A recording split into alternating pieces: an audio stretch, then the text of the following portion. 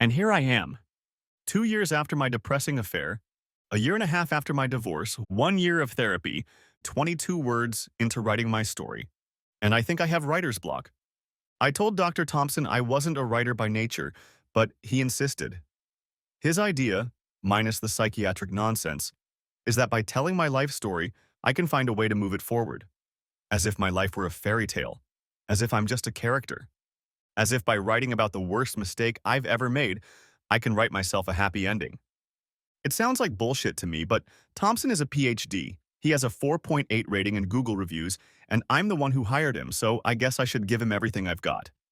That said, there's no way in hell anyone will see this, including the good doctor. It's one thing to admit your ugliness and cruelty to yourself, usually at 1 o'clock in the morning, with a glass of white in your hand and 3 more in your stomach. But it's quite another to lance that wound in a beige room with Mondrian prints on the wall and a guy who looks like William H. Macy sitting across from you. Macy's sitting across from you. Macy's sitting across from you. This story is not about the proud moments of my life. It's about dark days, stupid decisions, and regrets. Lots of regrets. As for the happy ending, forget it. Clarity won't change the past, and it won't change what my life is now. For some mistakes, there is no turning back. No going back to the past, no release from the oxen. There is only honesty, regret, and, hopefully, understanding. At least that's what I'm praying for, because I desperately want to know why. Next chapter. The thing is, I have a quirk. Or rather, not a quirk. More like a bit of a problem. I love cleanliness. When I was a kid, this was a problem. I grew up in a house full of boys, so for as long as I can remember, I was surrounded by dirt. Dirty dishes. Dirty clothes.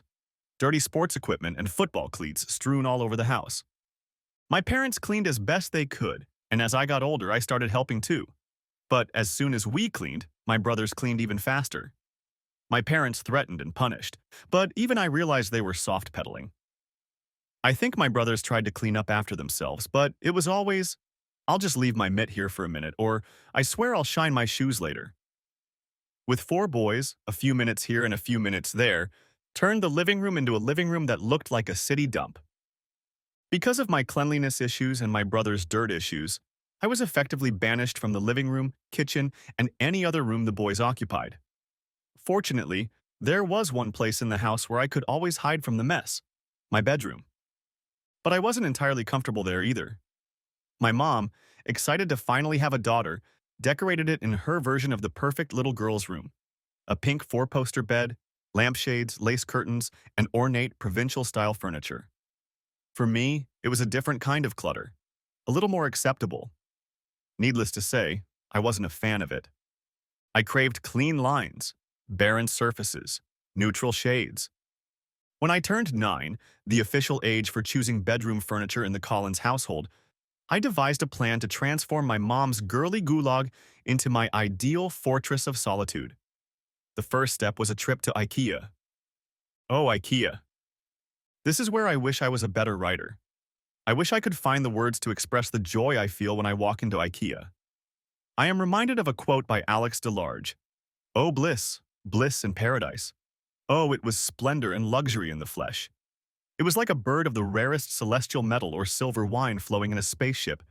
Gravity is all nonsense now. When I floated, I imagined such beautiful pictures."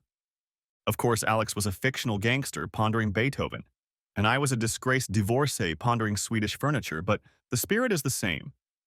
I'm sure I don't have a drop of Scandinavian blood in me, but my little teenage heart was beating with delight as I strolled through the store's perfect little bedrooms, each meticulously furnished with the perfect amount of minimalist furniture. Everywhere I looked, there were straight lines and uncluttered spaces. Honestly, IKEA still makes my heart race. I spent most of the month leading up to my birthday drooling over the IKEA website, so before we even got in the car, I had already picked everything out. An hour after we walked into the store, my parents and I walked out of there with a Billy bookcase, a perfect little anal desk, and a retentive bed with drawers for all my toys and art supplies. In the basket, we also found a set of Prevort panel blinds and an interrogator LED table lamp. A few hours of banging, screwing, and swearing, and my bedroom was ready. When I looked at it, my eyes filled with light and my vision blurred. Everything was perfect. My father and I had created an oasis, a place of immaculate surfaces and bright lighting, pastel colors and low-pile industrial carpet. Everything is clean, everything in its place. I finally have the sanctuary I've been dreaming of. Of course, as with any sanctuary, there were uninvited guests waiting outside the gates. In my case, the barbarian horde consisted of my brothers, Ethan, Logan, Brendan, and Liam. I took precautions. On my door, I hung the obligatory "No Boys Allowed" sign. To prove I was serious, I ditched the traditional pink color and printed it in a blood-red font with white Arial bold letters in 36-point size. And just in case they still think I'm kidding, I also signed it, "I'm serious," in 14-point script MT bold letters at the bottom. It seems to have worked. The barbarian stayed out of my room most of the time. There was nothing of interest to a teenager in there, and I'm sure the intrusive odor and the persistent odor of antiseptic spray upset their delicate sensibilities. When Brendan said my bedroom looked like an operating room, I almost cried with gratitude. It was one of the few times I felt seen by my brothers. In retrospect, I don't think he meant it as a compliment. Ethan, my older brother, was the first invader to break through the gate. His attack was triggered by a pretty strong oral fixation. He had a pretty strong one. It later developed into a pretty serious smoking habit. But at 15, he limited himself to chewing on things he found around the house. Things like pencil tips, pink erasers, and my Barbies. And apparently, chewing on my Barbies while watching reruns of Friends was just the thing to help Ethan relax after a long day of school and football practice. I discovered this habit of Ethan's when I tried to put a pair of particularly cute Louboutin shoes on my endless summer Barbie, but they fell off time after time. Upon closer inspection, I discovered that Endless Summer no longer has toes. Before we go any further, a quick note about Barbie. Colombian musician Kali Uchis once said, "I'm not a Barbie doll. I'm just a multi-dimensional human being who likes to create things." I believe Kali Uchis can go screw herself. I know. Knee-jerk feminists tell us that Barbie is a terrible role model for little girls, causing all sorts of eating disorders, high heel addiction, and obsession with RuPaul's Drag Race show. I respectfully disagree. Barbie is an underrated feminist icon. She's been a lawyer and a judge, a firefighter and a police officer, an astronaut and a president. She can do any job, overcome any challenge. And no matter what she does, she always has the right closet, tailored to fit her, admittedly, unconventional figure type. Every accessory is perfectly suited to her style, perfectly tailored to her figure, perfectly adapted to her needs. She is the toy of all toys, and despite her unhealthy obsession with the color pink, she is the perfect role model for any little girl and any aspiring drag queen. I still dream of Barbie's life, and I'm almost 30 years old now. When I discovered Barbie's legs were messed up, I ran to my mom, who yelled at Ethan, who pouted and resented me. Nothing happened for a few days, and then Barbie from the flight attendant's dream showed up with teeth marks on her toes. It all happened again, only now all four of my brothers were making fun of me for being a chatterbox. By the time Moondream Barbie's feet were in Ethan's mouth, I realized that whining to Mom wasn't going to help, so I took it to the next level. I went to Daddy's office. I walked into Dad's office with the gait I portrayed when I wanted my parents to know I was really upset. Dad, engrossed in his computer, waved me over and sat me down in a comfortable chair at the other end of the room, completely oblivious to my Oscar-winning performance. While Dad finished his work, I looked around. The office wasn't as clean and orderly as my room. There were knickknacks on the bookshelves and a few post-its stuck to the desk. But beneath the cozy, settled atmosphere, I discerned a well-thought-out scheme. Everything my father needed was at his fingertips: the printer next to the paper next to the pens next to him. I'd be a little tougher on eliminating clutter, but I respect planning and organization. "Hey, Pumpkin," he said, finally looking up. Then he caught my facial expression, especially my lower lip, which had bulged enough to deserve its own zip code. "Hey, what's that?" I'd been holding back for a long time, and then it all came out. "It's Ethan, Daddy. He keeps eating Barbie's toes." Daddy's face turned red and his mouth slammed shut. Seeing his expression, I felt vindicated. He, like me, was clearly stunned by the cruelty my dolls were being subjected to. Emboldened, I continued. "What should I do, Dad?" Barbie's shoes keep falling off.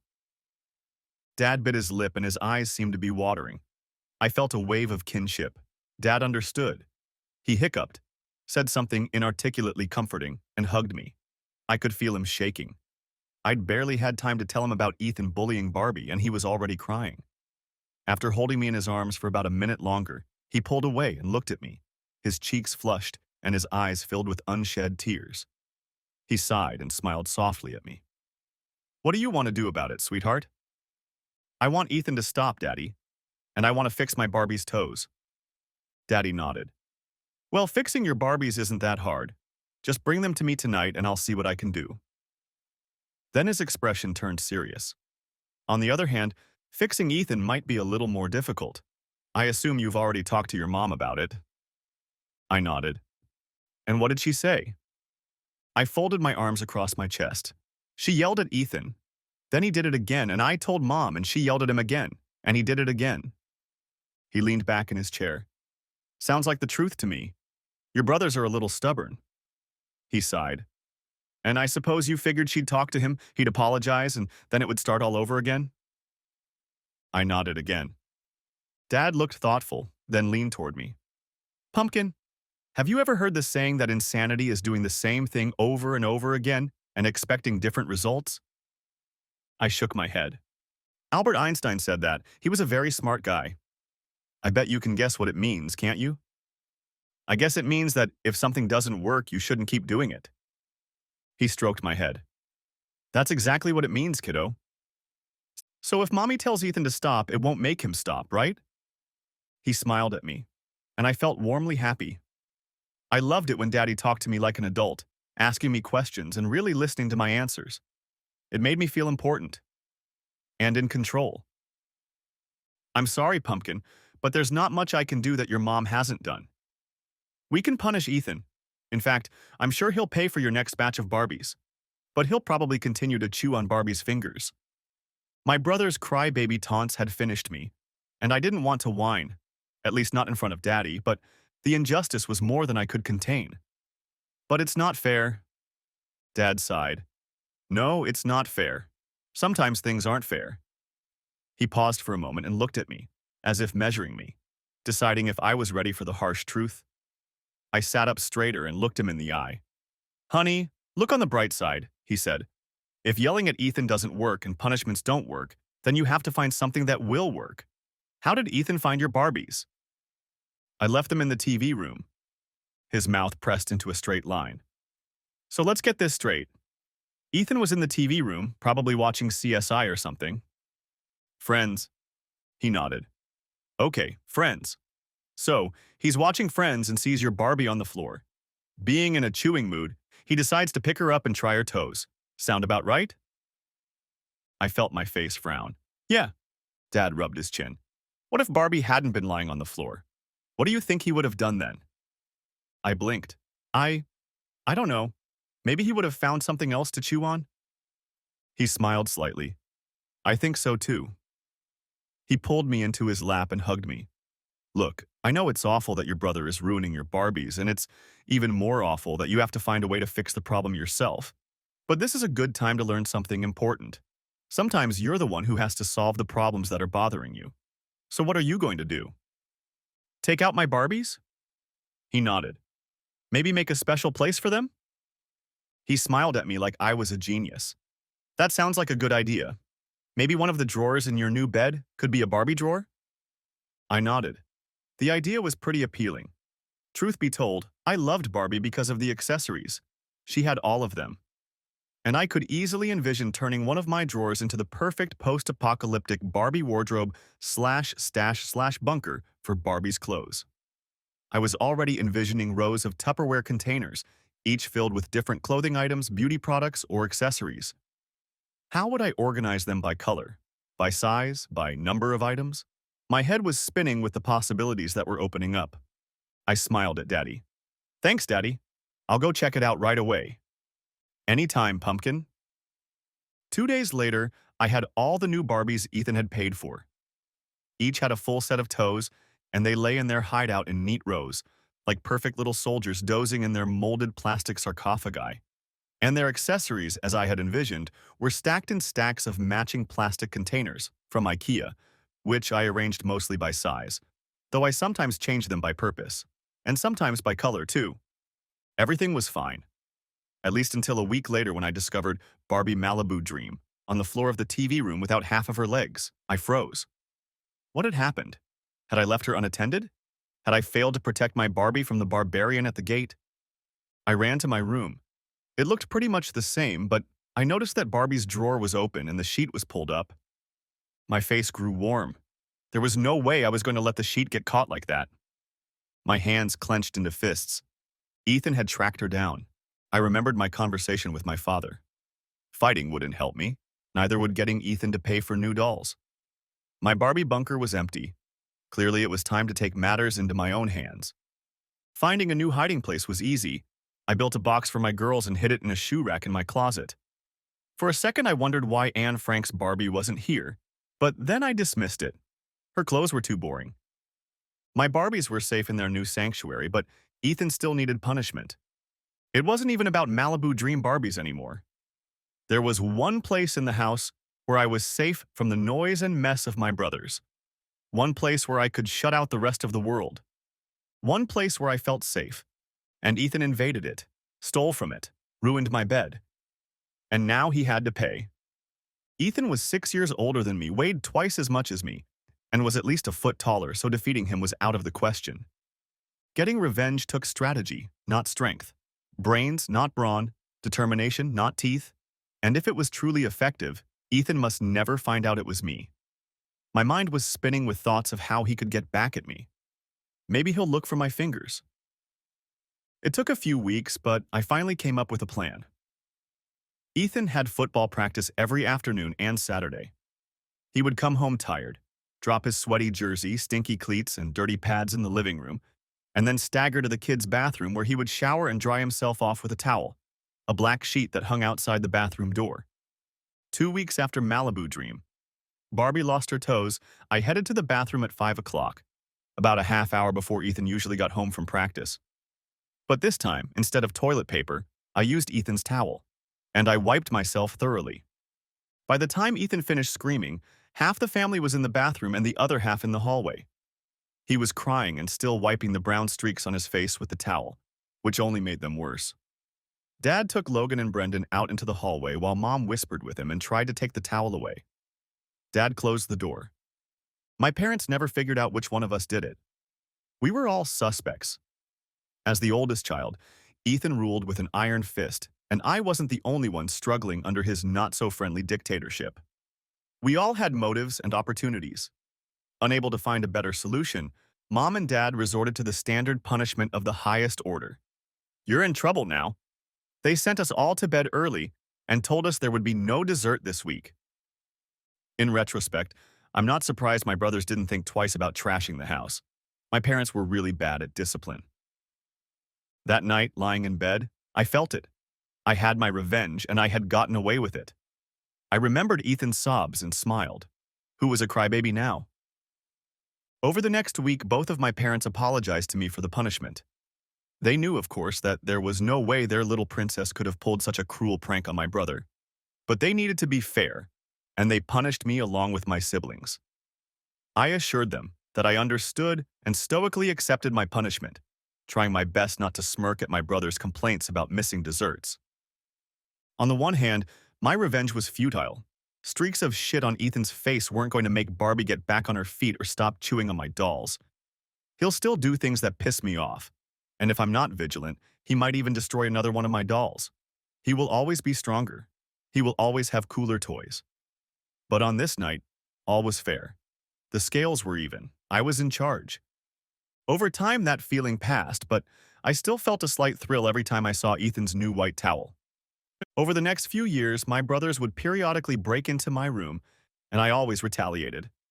Sometimes textbooks would go missing the night before an important exam, or toothbrushes would taste strangely like toilet bowl cleaner.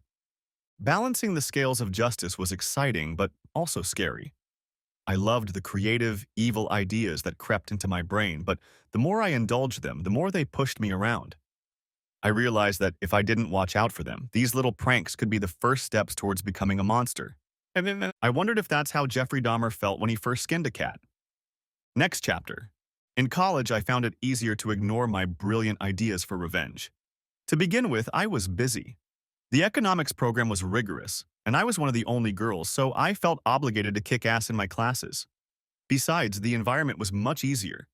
While the girls in my dorm weren't going to win any cleanliness awards, there's a difference between 4 dirty brothers and 28 girls who were still honing their cleaning skills. But after Christmas break my freshman year, I became a kinder, gentler person. My roommate Holly Elkins, frustrated by her boyfriend's absence, dropped out and was replaced by Danielle, call me Danny, Steinberg. Danny was a classic modest hippie, both in personality and overall body shape. But inside, as I discovered, lurked a mean girl. Danny was messy in just about every way in which one can be messy. Within a week, her clothes were strewn across every flat surface in our dorm room, making it impossible to find her textbooks, paper, pens, calculator, all the things she needed to be a real student.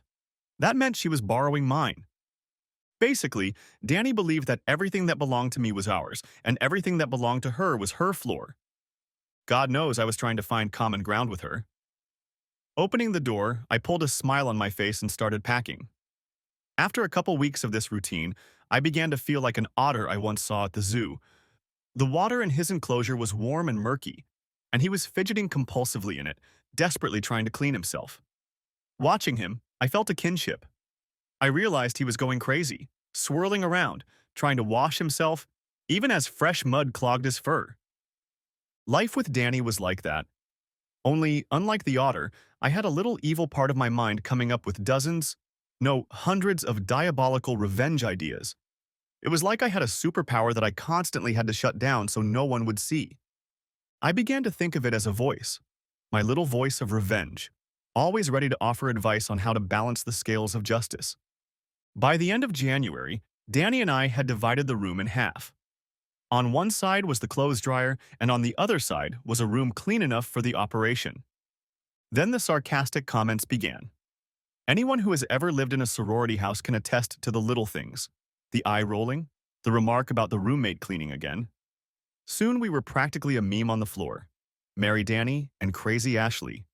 And when I complained about a missing notebook or calculator, eyes would roll, Crazy Ashley comments would pop up, and my stock would drop just a little bit more. In a few short weeks, Danny had transformed our floor from a boring freshman dorm into a mix of Mean Girls and Lord of the Flies, and I had become Piggy. Despite this, I kept my vengeance voice under lock and key.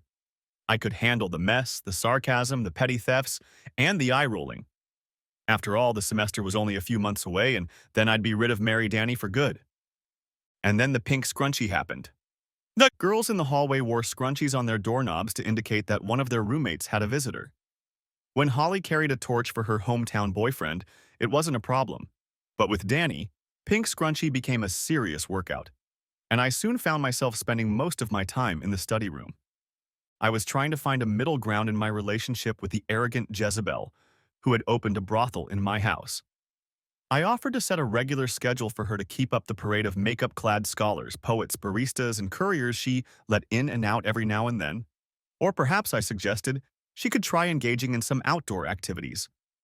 When my attempts at détente failed to defrost the Cold War in the room, I tried to beat her at her own game.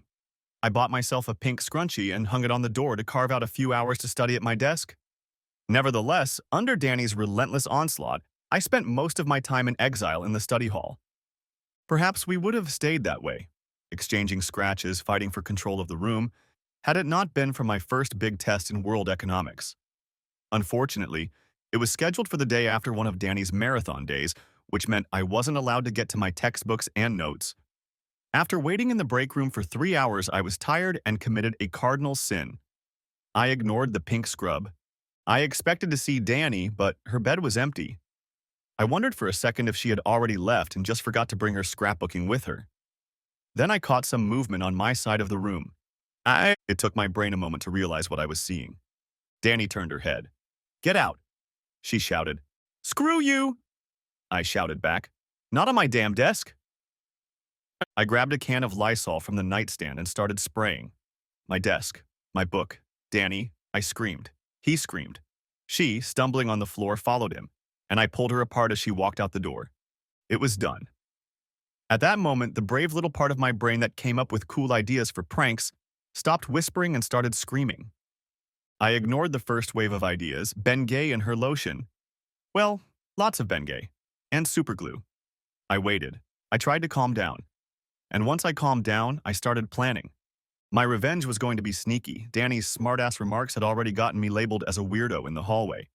And because of our altercation, we were both on probation, and any further infraction could get me expelled. Fortunately, I knew how to be sneaky. Another interesting fact, in my college's student health department, antibiotics were handed out like candy, and the girls in my hallway would often drop them halfway through. Getting amoxicillin tablets was easier than buying a beer. One last interesting fact, when antibiotics are mixed with juice, they become almost tasteless. I had already noticed that berry blue was Danny's favorite Gatorade flavor. Whenever I loaded a multi-pack in the fridge, they were the first to disappear. When Danny finished her course of antibiotics, she was healthy as a horse. By the end of February, the low-budget brothel was closed. By the end of freshman year, we could barely see each other without it turning into a screaming fight. Next chapter. So, a little time to clarify a few things. First of all, let's talk about my little voice of revenge. For the record, I want it to be known that it's my voice, not some demon, the neighbor's dog, or some other crap. I have some issues, obviously, but multiple personality disorder, schizophrenia, and borderline personality disorder are not among them. As for the classic trinity, attention deficit disorder, obsessive-compulsive disorder, and autism, well, the jury is still out on that one. I've never taken the test because I really don't want to see what the results would be. You don't have to be Freud to realize that I have classic symptoms of all three disorders, and I don't at all want to be another crazy person whose problems fit into a convenient diagnosis. I've made bad decisions. I've done stupid things. And everything else, overwork, insecurity, ADD, OCD, and so on, are just excuses. One of the positive aspects of my time in the break room was meeting Mickey Collins, a similar high school senior who was also into organization and had a roommate who gave it away for free to half the campus. We ended up living together for the rest of college, and although we fought a few times over classifying our spices, alphabetically, not by cuisine, she was kind enough not to comment on the fact that I classified my underwear by color, age, and material. I think that's why we're friends to this day. Anyway, we settled in together at the beginning of sophomore year. By Christmas, I even started dating. I soon learned the joy and the misery of a relationship. Most guys in college, I discovered, were a lot like my brothers, at least as far as running a household was concerned. Being enlightened millennial males, they didn't expect me to clean up after them. However, they also didn't feel that their enlightened feminism somehow obligated them to clean up after themselves, so spending time with most of them meant wallowing in filth. After college, I got into finance, which satisfied my need for order. Numbers always add up. 1 plus 1 always equals 2, no matter how many zeros come after the ones. And while there is a little room for maneuver when it comes to things like insider trading or creative accounting, we all tend to be well aware of where the moral and legal boundaries lie. Money also has no conscience, and that appeals to my sense of balance as well. After all, if you're an idiot, or if your advisor is an idiot and you don't have the sense to fire him, you probably deserve to lose your money. Watching my clients prosper while other investors failed fed the part of me that believed in rewarding virtue and punishing vice. I was probably the only person in the world who was rooting for Bernie Madoff. If you were stupid and rich enough to invest with this guy, you clearly need to get a real job. If you're in finance and ambitious, you want to end up on Wall Street. However, given my obsession with hygiene and a strong, albeit idiosyncratic, sense of right and wrong, there was no way I was going to get a job at Salomon Brothers or one of Wall Street's other fraternal firms. Instead, I ended up at Pierce, Bateman, Green, Potter, and McDuke, a prim investment firm that had the best employee retention rate on Wall Street. Part of that was due to the office environment. Instead of relying on fear, harassment, and making their brokers work 100-plus hours a week, Pierce Bateman utilized steep scheduling, ample staffing, and unbridled greed. We still worked long hours, 60-hour weeks were common, but nothing like the burnout at other firms. And while our starting salaries were much lower, things leveled off as we progressed in our careers. But even more than that, Pearson Bateman was looking for employees who were willing to look to the future. People who were ready to look forward to a long and successful career, rather than a short and brutal fight for this year's pot of gold. People who wanted to start a family and sought the professional stability to make that possible. That stability worked both ways. Instead of the drunken orgies rumored at other companies, Pierce Bateman hosted casual, collegial happy hours on Thursdays where we loosened our ties, metaphorical ties in my case, and got to know each other. Spouses were strongly encouraged to attend. Admittedly, Pierce, the family atmosphere at Bateman's was more reminiscent of the Corleones than the Cleavers. And, as one of the few female employees who didn't have a boyfriend, much less a husband, I felt a bit like a perpetual Fredo. Still, I was part of the family and had good company. The Pierce, Bateman's low-key approach, allowed them to hire the best. Well, except for Winslow Hubble. In a way, Winslow had everything Pierce and Bateman were looking for. He was well-dressed and affable, with the manners and banter of a schoolboy. He also had the requisite list of wealthy friends and relatives, many of whom were no doubt eager to join the ranks of our clients. On the other hand, he was stunningly incompetent. Surely one of his college professors had made him look at the profit and loss statement, but as far as Winslow knew, he might as well have been speaking Urdu. And when it came to the jargon of our business, I once overheard a partner ask Winslow about the company's EBITDA. EBITDA is earnings before interest, taxes, depreciation, and amortization, and it's one of the first metrics you check when you're researching a company. Anyway, Winslow paused, chuckled condescendingly, and said he wasn't sure. He'd never drunk domestic beer. The poor partner just stood there blinking. There was talk around the campfire that Winslow got the job thanks to his mom and dad. Although I wasn't sure how true that was, I knew for a fact that the senior Hubbles had invested over $100 million in the firm. What's more, I was one of the fund analysts tasked with making sure their money continued to grow at a healthy rate. At first glance, hiring Winslow was a monumental failure, but after working at Pierce Bateman for a while, I realized that it was actually a masterful move. To the rest of the worker bees, Winslow was like a trophy, a visual reminder of what we were all fighting for. Sure, we didn't want to be his likeness. My goodness, he looked like 200 pounds of horseradish and mashed potatoes, roughly molded into the likeness of a man.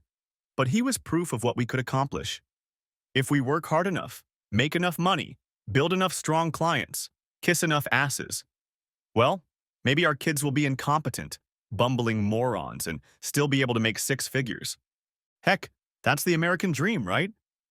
Despite the company's prohibition against working too long, I still managed to spend about 80 hours a week at my desk. I had nothing to do. In terms of dating, New York was a little better than college. Some men were a little neater. But if I wanted someone to woo, it looked like I'd have to settle for an older man. I decided to end the problem and put up with the long hours at work and the occasional one-night stand. I decided that when my marital status started to get in the way of my advancement, I would find an older guy who could clean up after himself. Well, or I'll look at mail-order grooms. Maybe Ireland is exporting.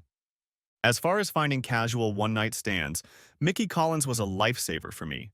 She lived in the city too and dragged me around to all the dirty, sweaty music venues in New York. In fact, that's how I met my husband Charlie. We were at a We Were Promised Jetpacks concert, and I was carrying 2 solo cups filled with overpriced Budweiser when the crowd shoved them in my direction. I zigged when I should have zagged, and one of the cups ended up on me. Luckily, it was my beer that ended up on Charlie's shirt. If things had turned out differently, we might never have talked, much less gotten married. I know this about myself, and I'm not proud of it. He was amazingly nice about it, much nicer than I would have been. And when he told me I'd wet his 3rd favorite shirt, so I definitely owed him a dance, I knew this was a man I should take seriously. I discovered that most people don't sort their shirts very carefully, and I began to appreciate those who do.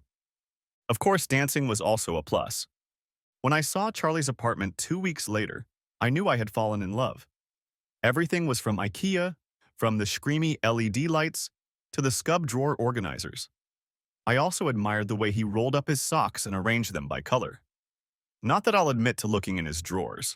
There's a lot of stuff in there. And while he was willing to put up with the standard string of boring conversation and corporate braggadocio, he seemed to truly blossom after meeting Marty Hubble, Winslow's wife. Watching their conversation at the corner table, I sometimes felt a prick of jealousy, but mostly I was grateful for a husband who was willing to work so hard to help my career. He even allowed me to invite almost his entire office to our wedding, which took place about a year after we met. On the work front, the wedding was also a boon. When the ring came along, I had already been working as a junior analyst for 3 years, which put me in line for a promotion to full analyst. The promotion came 2 months after the ring. I want to be clear. Although Charlie helped me in my work, that's not why I fell in love with him. And it's certainly not why I married him. Why did I fall in love with Charlie? That's another place where I wanted to be a better writer. With him, I was either wild and outrageous or rude and sporty, or, yes, buttoned up and organized. I was more than I thought I could be, and he was more with me too.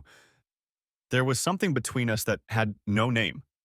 As vulgar as it sounds, I felt complete. I had a man who saw all of me and still loved me. A man who soothed my wounds and supported my weakness. There are no words for it, and the expressions you hear, my other half, the wind beneath my wings, the yin to my yang, don't even reflect how deep the feeling of being a part of the Charlie and Ashley couple was. It was safe. It was exciting. It was like turning up the volume on the world, making everything more real. Which is why, 2 years after Winslow, Charlie remains the only man. The only man I've ever loved, and the only man I can imagine. And yes, given how this story started, the irony in it is no stranger to me. Next chapter. Of course, we still had pitfalls and obstacles. Just because I fell in love, learned a lot, and married the man of my dreams doesn't mean I became a different person or that my destructive tendencies magically disappeared. Quite the opposite.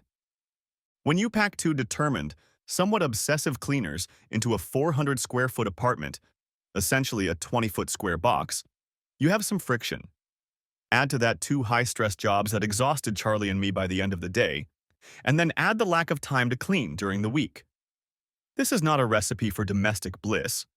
I kept a close eye on my need to control, but completely overlooked a more important and ultimately more damaging trend. Over time, as I focused all my energies on rising to the ranks of senior analyst, I began to see Charlie as my life support system. When I came home from work, he was the person who energized me. When I needed help with a project, a different perspective on a problem, someone to run a last-minute errand, or just give me a hug and make me forget about everything in the world, he was there. He was there everywhere. Taking care of me wasn't Charlie's responsibility, but he took it upon himself and I let him. I started to forget that loving me was something Charlie chose to do, not something he was paid to do. And when I forgot that, I started to love myself a lot less. That's how the pants episode happened. Next chapter. First, let's get this straight. The pants episode wasn't entirely my fault. When you have two clean-cut weirdos living in a tiny apartment, it goes without saying that you end up with a pretty strict housekeeping routine. Every Saturday morning we combed the apartment from top to bottom, and every other month we did a real purge. We'd take a few bags to the dumpster, a few bags to Goodwill, and then shake our brains out in the middle of the newly vacated and freshly vacuumed living room floor. It was one of my favorite traditions. The morning in question was a cleaning day. It started with us turning in a huge load of laundry to the laundromat, which meant both of our laundry bags were involved. 3 of my favorite dresses needed to be taken to the dry cleaners, and with no laundry bags, I put them in a garbage bag. Yes, I know. What kind of idiot puts her favorite dresses in a garbage bag on trash day? But even so, did it never occur to Charlie to check the bags before tossing them into Goodwill? Yes, Dr. Thompson, I know. Shifting the blame. On Saturday morning, I loaded my husband down with hard work. Checking the bags was my job. But still, and yes, I overreacted. Perhaps I shouldn't have yelled at him. And when he ran out of the apartment, a smart person, a rational person, might have realized that she was a little overreacting. A rational person would have stopped there, but no, I wasn't rational. In retrospect, I certainly shouldn't have waited until he was asleep and then thrown away all 12 pairs of his pants. And the next morning, when he texted asking where his pants were, I also shouldn't have replied, "Check at Goodwill." The smirking emoji was too abrupt a move. So yes, I bear most of the blame. Most of the blame. Maybe even all of the blame. But in my defense, there was a bright side to this pants fiasco. Before the purge, Charlie had a lot of garish pants from Uniqlo and H&M multicolored jeans.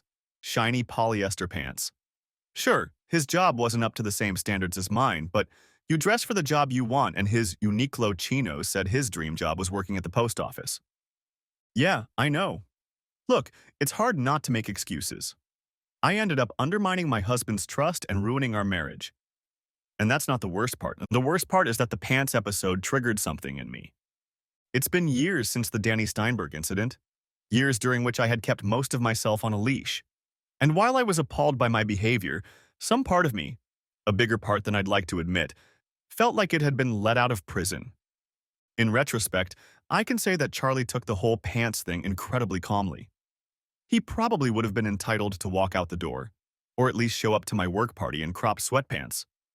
But no, he bought himself new pants, had them tailored, and dutifully went to Three Olives looking like the perfect model of the modern male financier. Apologies to Gilbert and Sullivan, of course.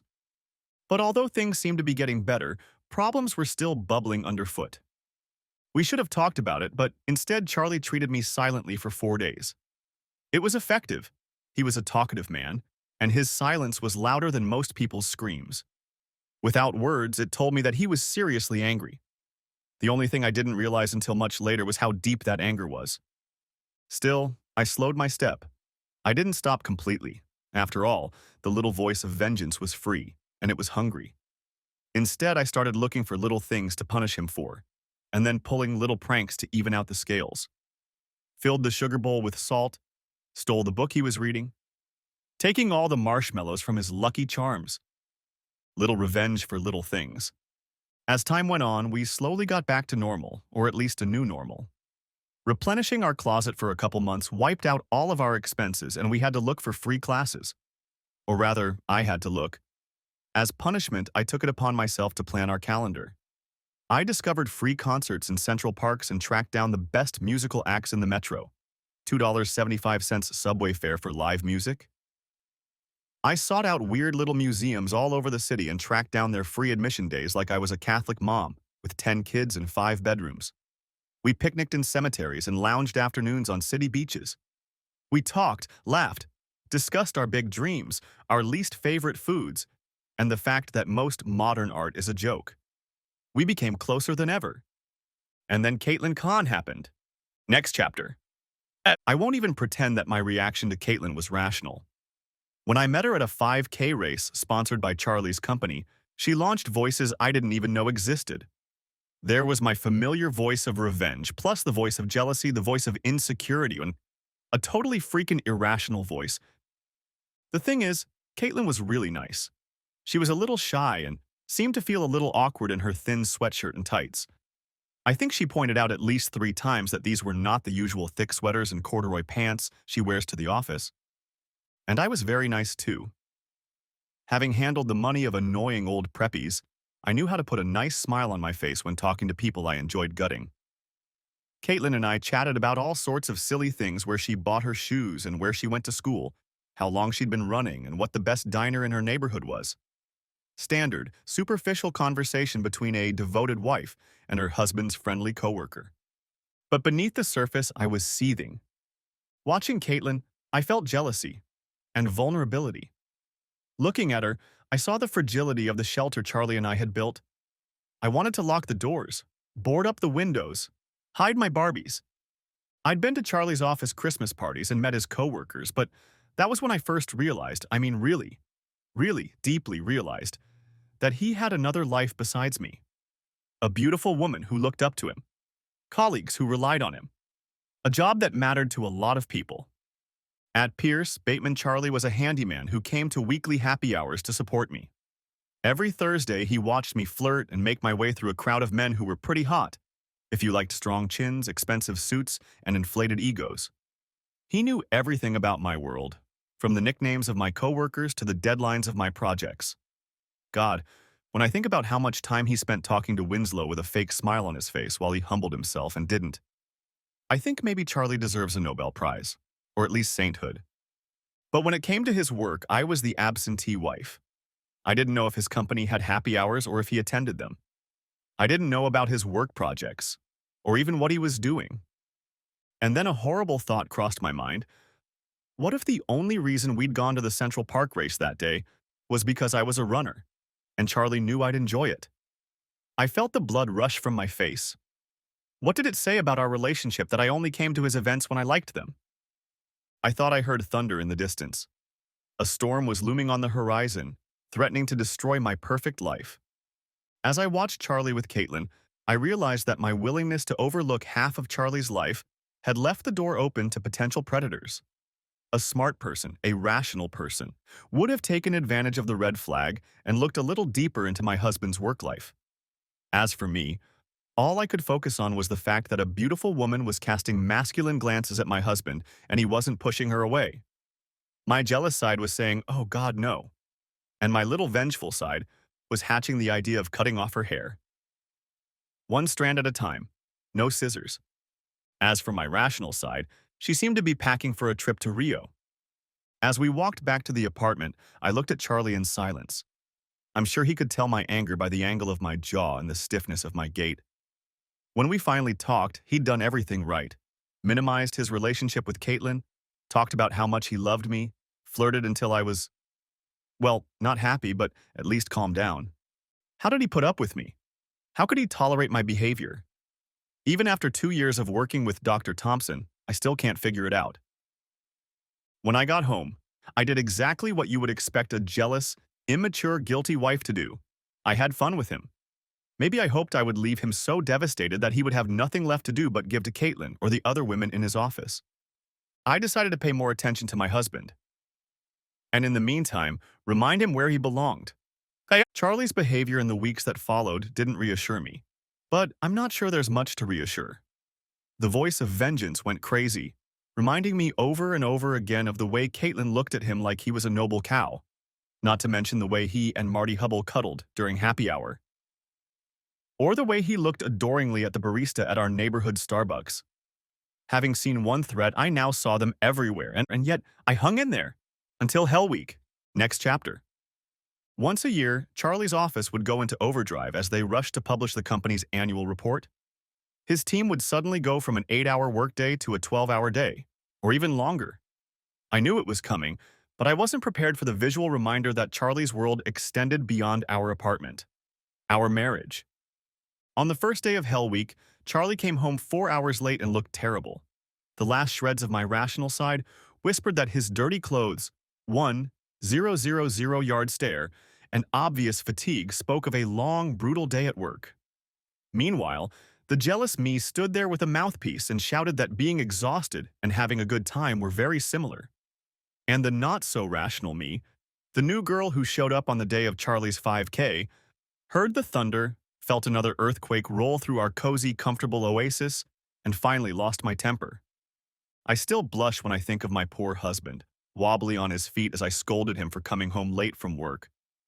How many times I came home 1, 2, 3 hours late, irritated and tired, demanding that he please me? It didn't matter. I heard the rumbling, saw his cloudy eyes, and was in no mood to reason straight. Before I let him climb into bed, I made him promise that no matter what, he would respond to my texts within 10 minutes. But even then, I knew I would go to extreme measures. God, I was confused. But here's the thing, and I'm pretty sure I'm not blaming the victim. I wasn't alone in this. Charlie was there too. That week. I mean, that first night would have been a very good time to talk to me about my behavior. Maybe he should have told me I was acting crazy. Or for that matter, he could have pulled out a pair of pants and just thrown me a meaningful look. Maybe he should have advised me to see a counselor. Or maybe he should have just yelled at me. I was counting on Charlie to provide us with a happy, stable home, even if it led to conflict. Perhaps that's unfair, but it's also true. Sometimes I think loving someone means telling them to clean up their act. But instead of calling me to order, Charlie tried his best to placate me, which in turn fueled the beast. Looking back, I realized he was so compliant because he cared about our relationship. But at the time, I wondered if he was giving in so quickly because he was tormented by his conscience. I had no way of finding out what was going on in Charlie's office. Hiring a private investigator would have been too expensive, and other options like hacking into his cell phone, bugging his backpack, or installing a keylogger on his laptop weren't very useful either. After all, any communication with Caitlin was going to have to be face-to-face, away from the nearest convenient recording device. The only real solution was to become Charlie's probation officer, which I did. I corresponded with him constantly, trying to catch him in the act. When he kept texting me back, I should have calmed down, after all. He clearly wasn't cheating on me, right? But no, I still couldn't shake the suspicion that somehow he was still having fun with someone behind my back. Instead of dispelling my doubts, every answer he gave only reinforced them. In the morning, when Charlie finally didn't show up, I felt almost relieved. Suddenly, all the tension was gone. There was no reason to worry, no reason to hold back my thirst for revenge. Charlie had made his decision, and all that was left was to devise a plan to restore balance. Next chapter. From what I've heard, people usually cheat because they don't respect their spouses, or they seek control, or they have some sort of, oh my god, I'm getting old and I need to have fun with some weird guy syndrome. None of those options applied to me. Well, maybe I had control issues. Okay, maybe I had a lot of control issues. I saw Charlie as my man and taking care of me as his job, and I didn't feel cared for, so I took it upon myself to balance the scales. Yeah, maybe there was a respect issue here too. Of course, I didn't see any of that at the time. All I saw was a husband who was out of touch with the woman and a few unaccounted for hours in the office. An office that was full of closets and empty conference rooms. An office just a couple blocks from the Liberty Inn, an hourly hotel on the west side that claimed to be the backwater of New York City. How long had it been since Charlie and I had stepped into the Liberty? Since the pants episode. And how hard would it be for him and Caitlin to go and get laid? And since we haven't had any afternoon pleasures, how likely is it that he's burning the sheets with a strange woman in a hotel we know nothing about? Hell yes! The jury exclaimed gleefully, their verdict unanimous. Burn him. Burn him. Restore the balance. But even as I decided that balance should be restored, I realized that having an affair wasn't that easy. I didn't want to take things to another direction. I was already uncomfortable with Charlie cheating on me. Us. But if I started having an affair with someone else, it would complicate things.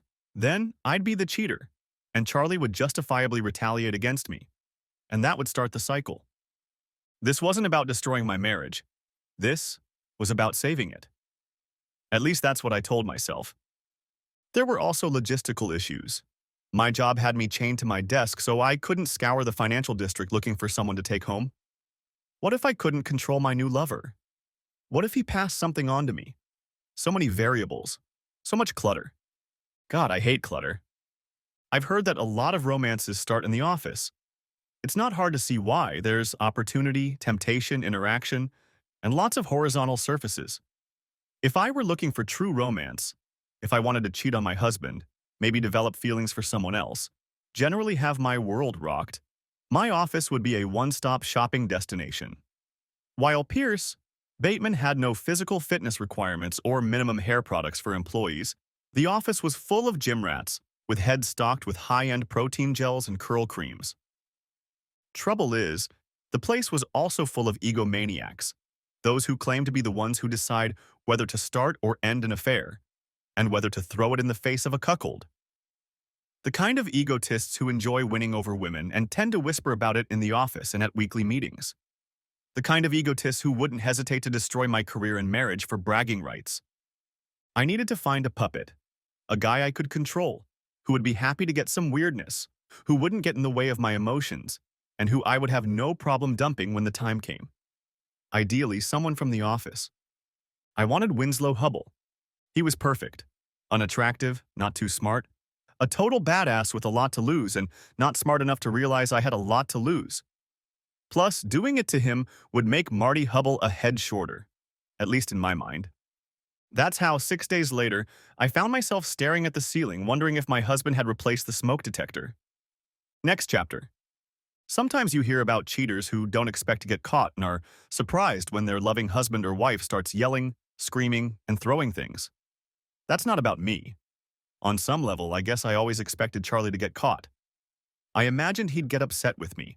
I'd retaliate by lashing out at him with rage about Caitlin and Marty. We'd have the big fight we so desperately needed, and eventually return to some kind of equilibrium. I'll dump Winslow, Charlie will calm down about Caitlin and Marty, and we'll move on with our lives together. It was a beautiful dream. I'd bet everything on Charlie's endless love for me, his reasonableness, his willingness to work things out. I never imagined that he would just end our relationship. But that's exactly what he did. And this time, I didn't have a backup plan. When Charlie sent me that video of me and Winslow, I almost lost my lunch.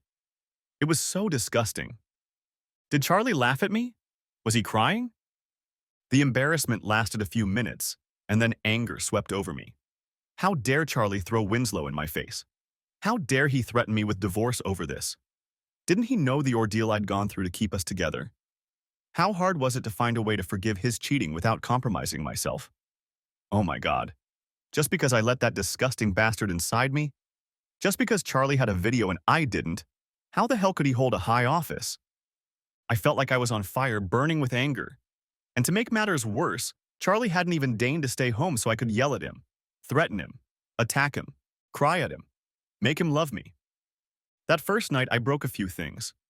Okay, I broke a lot of things, including most of our dishes, glassware, framed pictures, and an umbrella. And then, being me, I cleaned it all up. I'm sure there are many people who can completely lose themselves in a destructive rage and then collapse on the couch and eat a pint of Ben & Jerry's. I am not one of them. The only thing I didn't do was touch his clothes. We were long past the point where a few pairs of disappearing pants could balance the scales. My rational voice whispered that I'd thrown us off balance, but I drowned it out. Buried it under several tons of rage and self-justification, peed on the grave, and set the cemetery on fire. Then I sent Charlie a bunch of angry texts and phone calls. Then I got drunk. Then I sent a few more phone messages that were more sentimental than angry. Then I went to bed. The next week was a living hell. I felt like the ugliest kid in Siberia, and I missed Charlie. It was like a physical illness. My skin ached from his touch. My stomach clenched. I felt empty inside, as empty as his side of the bed. My chest felt empty, hollow. I felt like I was being blown around by the wind. Charlie didn't respond to my texts, calls, emails, and WhatsApp messages. He deleted me from my friends on Instagram, Facebook, and Snapchat. I considered eavesdropping on him in his office, but his building had multiple entrances, so he could easily dodge me. I called his mom, who was clearly calm, and his dad, who didn't even bother to answer the phone. And then it hit me. I'd met several of his friends over the years, but I'd never bothered to get their contact information, as if I needed another reminder of what an absent-minded wife I was.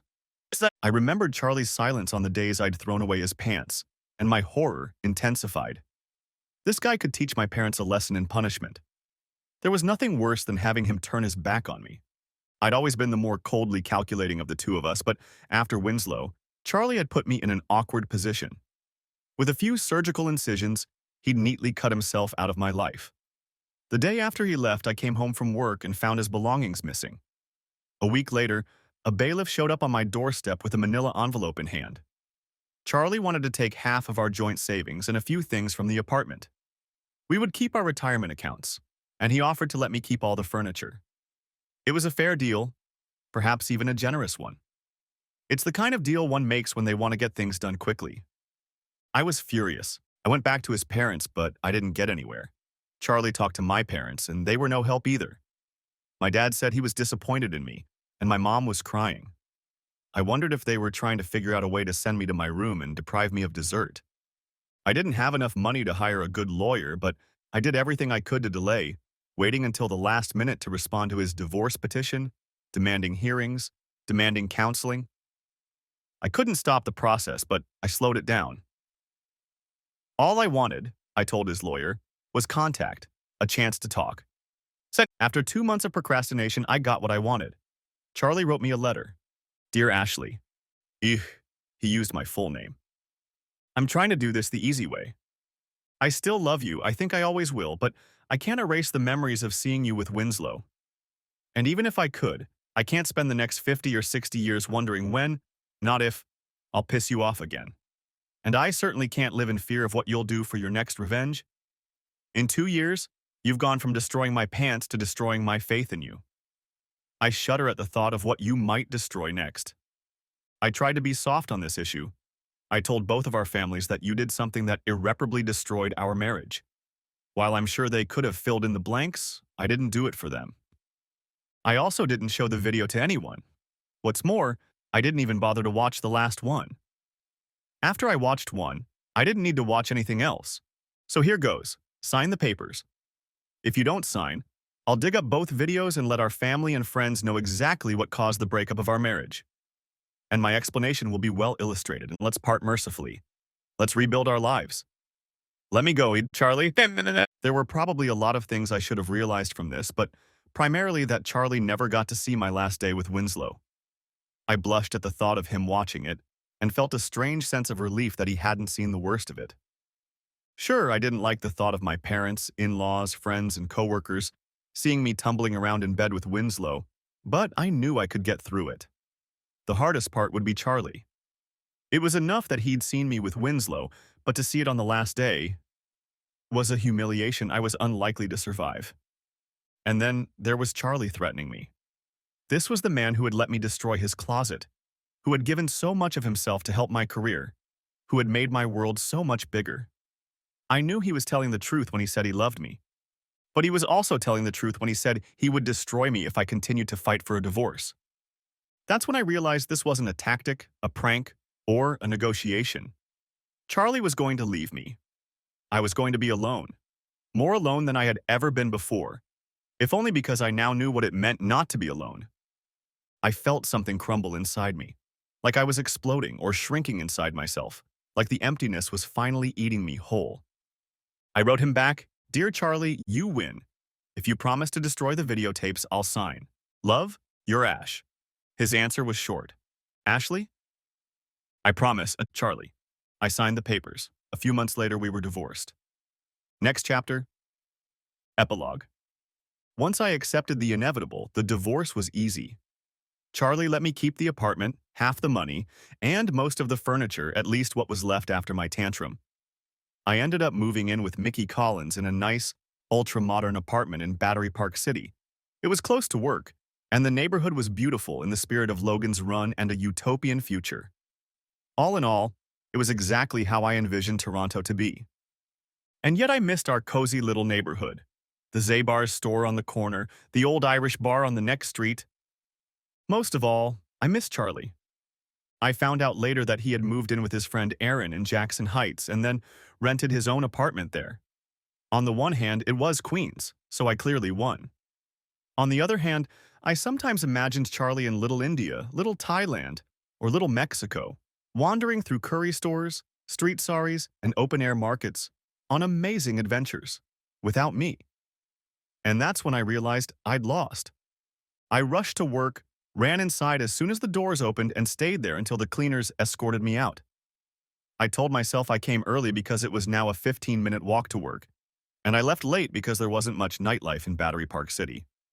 Lying to myself was easier than admitting that I'd made work my life because I'd ruined my real life.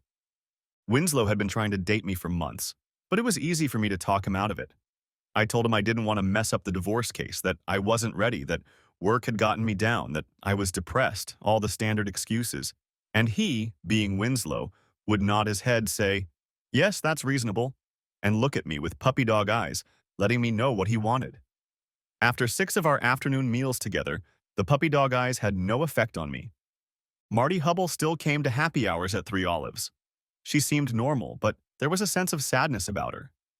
Perhaps it was partly due to the fact that, with no Charlie to keep her company, she was forced to socialize with the rest of the trophy wives from Aquamist. Sometimes she would look at me, and I could see something in her eyes. Anger? Pity?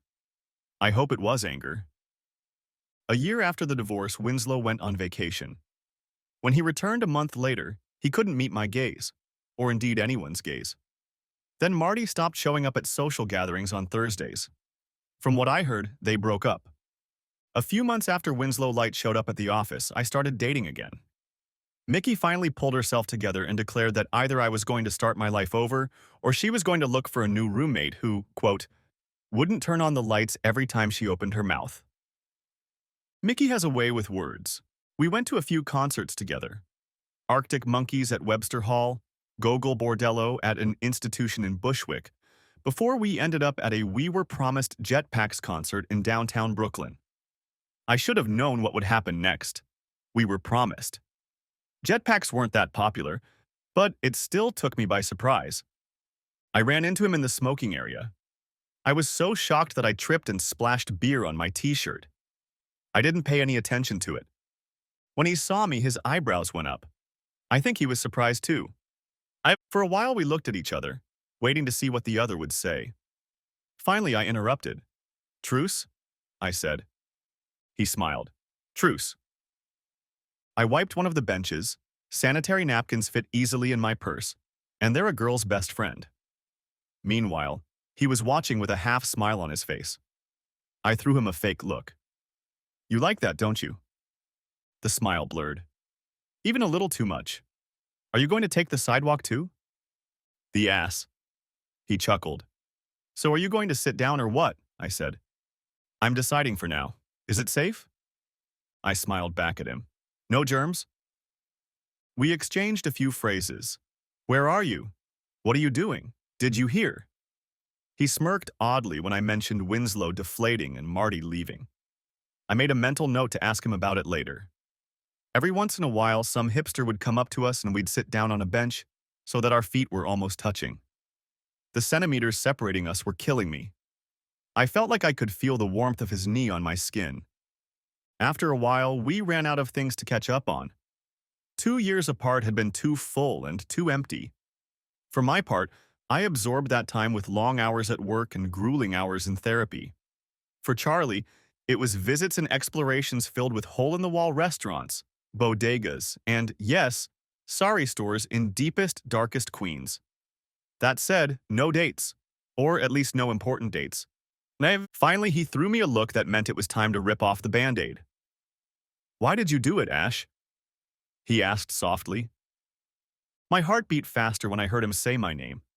Hundreds, maybe thousands of people had called me Ash in my life, but no one could make me feel what I felt when that tiny word came out of his mouth. I blushed. "You can probably guess," I said, looking at my hands. I was angry and scared. You were everything to me, and I needed you. And you were giving it to me. And then one day I realized that you were giving me so much, and I wasn't giving you even close. His face darkened. "You thought you were depriving me and decided to change?" "I don't think that makes sense." I sighed. I knew I was out of balance. We were out of balance. Balance. His eyes sparkled with humor, and for a moment I remembered other nights, other concerts. I was pierced by a pain so intense I froze. "So why didn't you try to balance us out?" he asked. "It would have made sense, wouldn't it?" I tried to smile back at him, but I'm sure I failed. "That's exactly what I should have done. But once I realized I had failed you, I started to see danger everywhere. I soon convinced myself that you'd find a better deal, that you'd already found a better deal." "A better deal?" he snorted. "So did you ever realize I wasn't cheating on you?" "Yes, it was the first week of therapy. And then I realized why we couldn't deal with my jealousy." I threw a death glare at the goth girl who was staring at our bench, and she bounced to the side. "Whatever you told me back then, Caitlin had a boyfriend, Caitlin had a girlfriend, Caitlin was an android. Whatever it was, I wasn't going to believe you. I was so sure I was right, so sure there could be no other answer. I would have ignored anything you said." He looked impressed. "And you accomplished that in 1 week of therapy?" I grinned, unfunny. "It took me 3 months to figure that part out.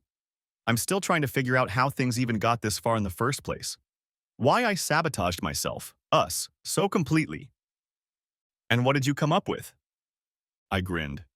"Well, it's been 2 years since the divorce, thousands of dollars in therapy, and here's what I've come to.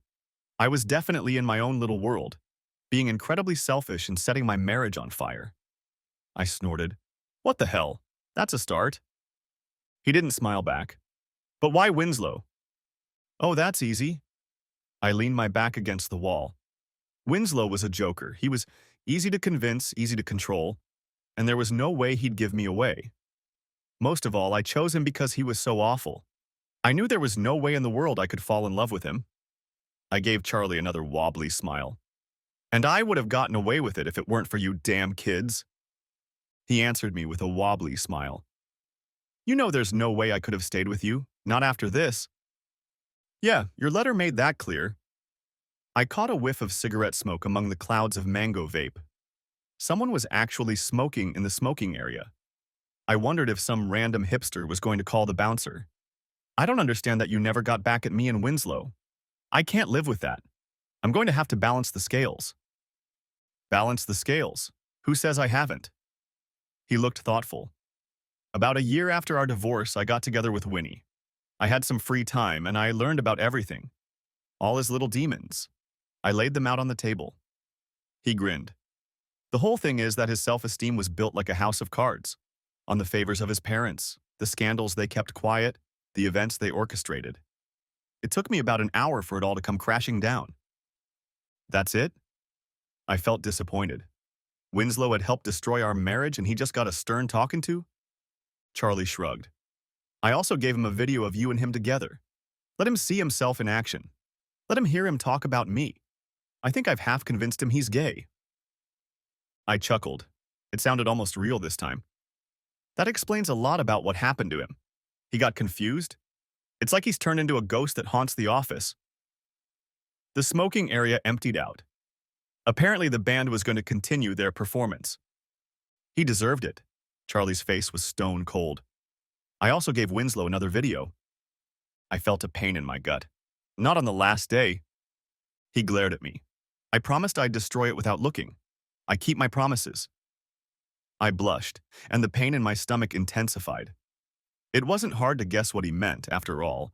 There was one among us who didn't keep her promises. Through the walls of the smoking area, I heard the sounds of drums. The band was starting to play. So what was that second video? It was me and someone else. And before you ask, I'm not going to tell you who it was. Suffice it to say, I'm pretty sure it was Winslow who messed it up. It wasn't hard to guess who Charlie's partner was. Damn, Marty. I felt anger flare up inside me, but I suppressed it. What right did I have to be angry? I'd walked out of the marriage and he'd walked out. To bloody Marty. Literally. I took a shuddering breath, clenched my hands together. He'd said he wasn't seeing anyone else, which meant whatever he had with Marty was probably over. I hoped it was. A bass sounded through the wall. Drums. Heavy. Heavy. But why didn't you punish me? I asked. After all, I'm the one who betrayed you. Charlie smiled. Yeah, but Winnie was the one who took advantage of a bad situation. He threw me a sharp look. Besides, who says I didn't punish you? I rolled my eyes. Come on, Charlie. You could have torn my life apart, fire me, ruin my relationship with my parents, destroy all my friendships. You could have made me a leper. But instead, you gave my parents your version of events, handed me a fair divorce settlement, and as far as I can tell, never said another word about it. He didn't answer for a long time. I listened to the drums and bass as the song came to an end. How do you punish someone you love, Ash? How do you decide what's fair, balanced? He crossed his legs and stared at the wall for a second. His face was pensive as he tried to find the perfect words. I missed that look. I saw the video, the one from the 5th day. I saw how bad it was for you, but you still made it through. I looked at my hands. They were like a blur. I thought I should. My voice cracked. To balance. He smiled again, but this time the smile was dark. It didn't reach his eyes. You know, I did get a little revenge after all. I froze. You haven't watched The Last Day, have you? Damn it, Ashley, I promised. I blushed. I'd never heard him so angry. Then what? What did you do? A new song started playing. I heard the bass, the beginning. He looked at me, as if deciding whether to say the words. Finally, he squared his shoulders. That last day, I watched the video around 11 o'clock in the morning. Yeah. And I called you at 6:30 that night. I don't understand. The cameras were wired so that when they were activated, I would get a notification on my phone. That last day, the notification came at 5:15. Understanding came. So on the last day, you were able to stop? Yes, I had about 6 hours to stop it. 6 hours in which I thought about calling you and letting you go. Thought about how far you'd go to punish me. Thought about the punishment I deserved. And you let me go through with it. I felt my face redden. For 6 hours. Uh-huh. The song was in full swing. I could almost hear the words. The singer's Scottish accent was breaking through the wall. But why? How? You were acting crazy, Ashley. I couldn't punish you for being crazy.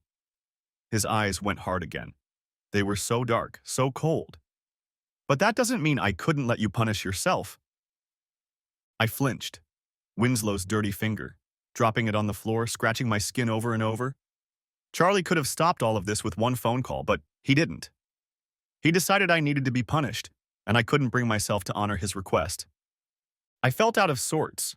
I was angry, very angry, and somewhat impressed. In the end, admiration took over from anger. Charlie's revenge was exactly what I would have done. He let me trap myself, punish myself, humiliate myself, and gave him everything he needed to cut me out of his life. It was evil and brilliant, perfectly balanced and flawlessly executed. The singer shouted out the words. Suddenly, I recognized the song, Quiet Little Voices. I had listened to it with him so many times. Quiet little voices creep into my head. I'm young again. I'm young again. I'm young again. I'm young again. I'm young again. I'm young again.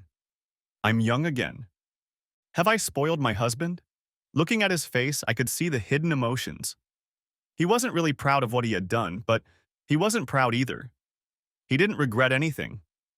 And I realized that he didn't have to. I was playing the revenge game. He played it better. Little silent monsters creep into my head. I'm going to fall in love with you. I'm going to fall in love with you. I'm going to fall in love with you. I'm going to fall in love with you. I'm going to fall in love with you. I'm going to fall in love with you. I wondered where we would go next. Would I see him one last time? Would we become friends? Friends with benefits? Get married again and buy a white picket fence in the suburbs? Become international assassins and overthrow governments? I knew one thing. Whatever I did next, I wanted to do it with Charlie. I wanted to do everything with him. And if I had anything to say about it, he'd know he wanted to do it all with me. But first, I realized we had a concert to catch. Luckily, Charlie had other ideas. Grab your coat, he growled at me. We're leaving. I smiled. Maybe my story would have a happy ending after all. The end. Thanks for watching. I hope you enjoyed it, so subscribe to my channel and watch for the next video.